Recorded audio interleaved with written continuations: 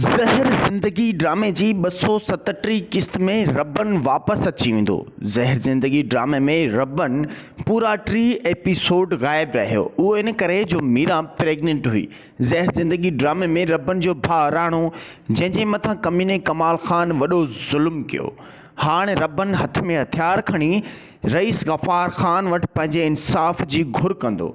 छो त रईस गफ़ार खान ऐं कमाल खान पाण में जुदा थी चुका आहिनि। रईस गफ़ार खान कमाल खान खां पंहिंजो अलहदगी वारो इक़रारनामो रब्बन जे साम्हूं पेश कंदो ऐं रब्बन खे खुली दिलि सां इजाज़त ॾींदो त तूं वञी पंहिंजी मीरा ऐं भाउ राणे जो पलांत करे थो सघीं। जेकॾहिं तो वटि पका सबूत आहिनि त तुंहिंजो ॾोहारी कमीनो कमाल खान ई आहे। त ज़हर ज़िंदगी ड्रामे जी ईंदड़ 241 एपिसोड में अव्हां ॾिसंदा त रब्बन भरपूर अंदाज़ सां पूरनि सबूतनि सां रईस गफ़ार खान जे साम्हूं पेश थींदो।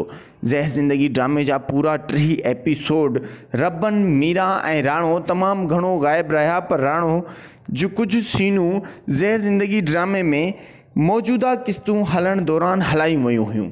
नाज़रीन, ज़हर ज़िंदगी ड्रामे में नवनि किरदारनि जी हणमार ॾिसी लॻे पियो त हाणे ड्रामो थोरो पोइते जी तरफ़ वञे पियो, पर न।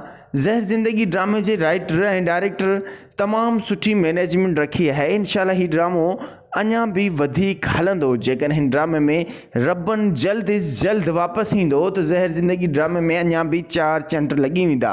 छो त रब्बन खे सिंध वासी ॾे तोड़े पॾे में तमामु घणा मुद्दा आहिनि जेके उनखे तमामु घणो मिस कनि था।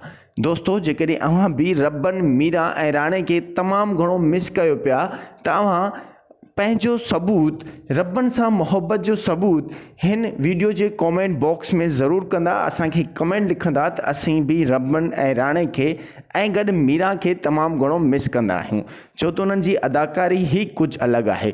ज़हर ज़िंदगी ड्रामे जी हर अपडेट ॾिसण लाइ ॾिसंदा रहो असांजी HD TV यूट्यूब चैनल खे। दोस्तों, असांजी HD TV यूट्यूब चैनल ते ज़हर ज़िंदगी ड्रामे जे अंदाज़ सां आज़म जान मेंगल जो हिकु ज़बरदस्त ड्रामो ज़हर थी वई ज़िंदगी, जेको हर जुमे जी शाम 7 बजे हलंदो आहे, ॾिसण न विसारींदा सिर्फ़ु असांजी HD TV यूट्यूब चैनल ते।